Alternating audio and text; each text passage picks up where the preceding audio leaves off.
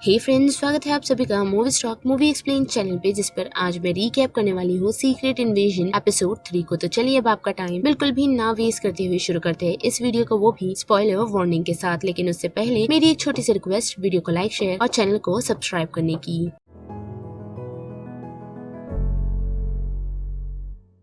Third episode की शुरुआत हमें 3 स्क्रल्स से दिखाई जाती है जिन्हें एक मिशन पर भेजा जा रहा है। लेकिन उसमें से एक स्क्रल जिसका नाम B2 है, उसे ये सारी चीजें पसंद नहीं आ रही, क्योंकि ऑल्दो वो तो स्क्रल है लेकिन फिर भी उसे ह्यूमंस भी पसंद है। लेकिन ना चाहते हुए भी उसे ये मिशन करना होगा, क्योंकि एज अ स्क्रल उसे इन्हीं स्क्रल्स के बीच में रहना है। तो बात करें अब उनकी मिशन की, तो उनके मिशन में उन्हें एक न्यूक्लियर वेपन को लॉन्च करना है, वो भी नेवी के जरिए, जिससे अमेरिका पर एक काफी बड़ा प्रभाव पड़ सकता है और उससे शायद से जंग भी शुरू होगी, जो मानना और किसी का नहीं, डेफिनेटली ग्रेविक का है। और वो ये सारी चीजें उन्हीं काउंसिल मेंबर्स को बता रहा है जो उससे मिलने के लिए पहुंचे हुए हैं। साथ ही हम उन्हीं साइंटिस्ट को भी देख पाते हैं जो स्क्रल्स को और ताकतवर बनाने के लिए काम कर रहे हैं, जिनमें वो थोड़ी बहुत अपनी पकड़ बना पा रहे हैं, यानी कि उन्हें उनके एक्सपेरिमेंट में धीरे धीरे कामयाबी मिल रही है। जो सुपर स्क्रल्स ग्रेविक ऐसे ही नहीं बना रहा, बल्कि उसने बड़ी ही सूझबूझ से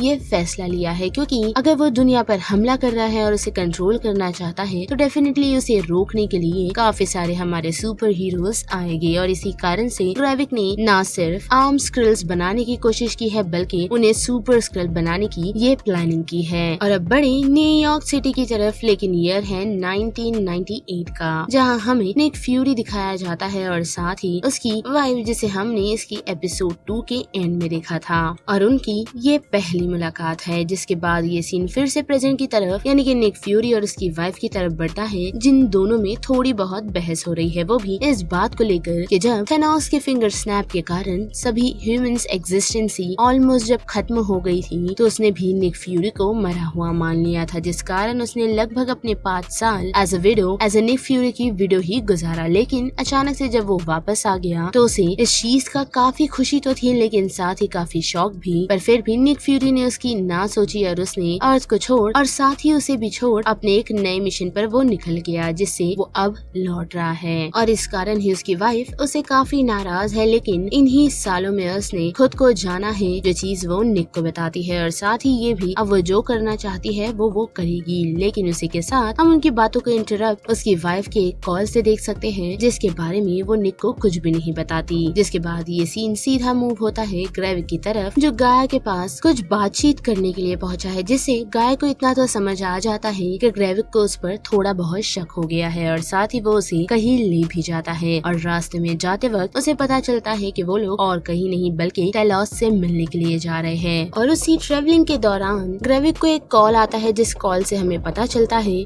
कि किस समय उस मिसाइल को लॉन्च किया जाने वाला है, जो डिटेल गाया तक भी पहुंच चुकी है। और वो ये डिटेल अपने एक फोन में नोट कर लेती है। जिसके बाद टेलोस और ग्रेविक की मीटिंग हम देख सकते हैं, जिस मीटिंग के दौरान टेलोस ग्रेविक को यही कह रहा है कि उसे मासूम इंसानों की जान नहीं लेनी चाहिए, जिसके लिए ग्रेविक मानने वाला नहीं। और एज एक्सपेक्टेड ग्रेविक उसे काफी बुरा भला कहता है और साथ ही गाया को भी, जो बात सुन टेलोस काफी चिढ़ तो जाता है। लेकिन पहले वो ग्रेविक को कुछ नहीं कर पाता, क्योंकि वो नोटिस कर पाता है कि उनके आसपास बैठे हुए सारे शख्स और कोई नहीं बल्कि स्क्रल है, जो सभी ग्रेविक में बदल जाते हैं। लेकिन फिर माहौल शांत करते हुए टेलोस फिर से उसे कहता है कि ऐसा सब कुछ मत करो। लेकिन ग्रेविक फिर से उसकी नहीं सुनता और उसे और उसकी बेटी को भला बुरा कहता है। लेकिन इस बार टेलोस अब किसी की सुनने वाला नहीं, जो उठते ही ग्रेविक के हाथ में एक नाइफ मार देता है और ये कहकर वहाँ से निकल जाता है कि उसकी गंदी जुबान से वो उसकी बेटी का नाम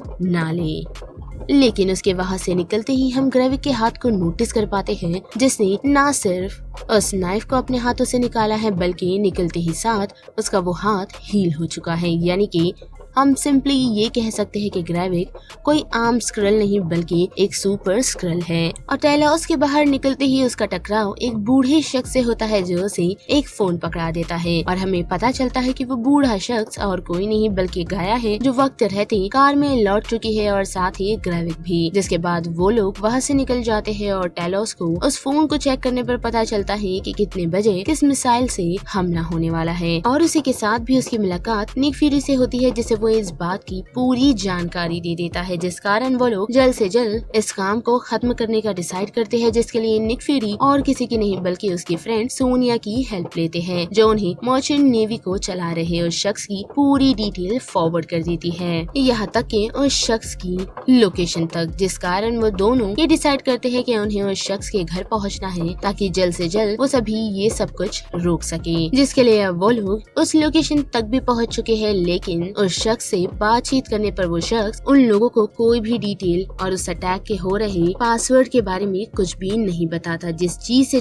टेलोस उस शख्स को मार देता है और उसके मरते ही हमें पता चलता है कि वो शख्स कोई इंसान नहीं बल्कि स्क्रिल्स था, जो उस शख्स की जगह को रिप्लेस कर ये सारी चीजें कर रहा था। लेकिन अब बड़ा मसला ये है उनके सामने कि जो सबमरीन यूनाइटेड नेशन की प्लेन पर हमला करने वाली है वो कुछ ही मिनटों में हो जाएगा, जिसका पासवर्ड उन लोगों के पास नहीं है, जिस कारण टेलोस अपनी बेटी गाया को कांटेक्ट करता है, जो उसे पासवर्ड में भी बता सकती है, जिस कारण गाया अपनी लोकेशन से निकल सीधा उसी सीक्रेट लोकेशन पर पहुंचती है जहां लोगों की मेमोरीज को वाइप कर स्क्रल्स में ट्रांसफर किया जाता है। वहां उसकी मुलाकात या फिर ऐसा कहे कि उसकी नजर उसी नेवी ऑफिसर पर पड़ती है जिसे वही बंदी बनाकर रखा गया है, और उसकी मेमोरीज में थोड़ी बहुत छानबीन करने पर गाया को उस मिसाइल का पासवर्ड मिल जाता है, जिसे वो अपने फादर को बता तो देती है, लेकिन साथ ही उसके फादर उसे उस लोकेशन से जल्द निकलने के लिए कहते हैं, क्योंकि उन्हें पता है कि ग्रेविक को उस पर शक हो गया है और कभी न कभी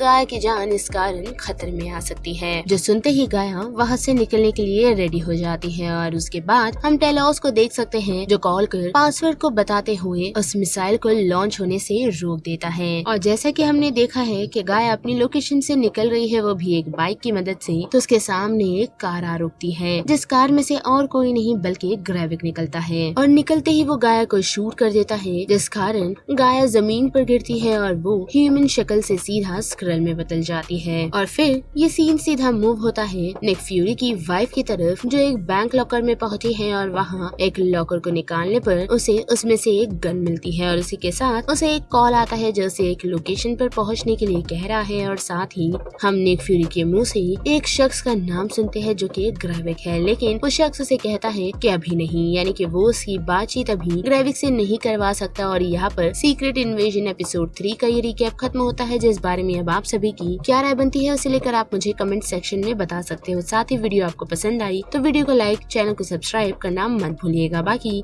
मैं मिलूंगी आपको फिर किसी मूवीज या सीरीज के रिकैप के साथ। तब तक के लिए आप movie stock movie explain channel के बाकी वीडियोस को एंजॉय कीजिए। Till then bye.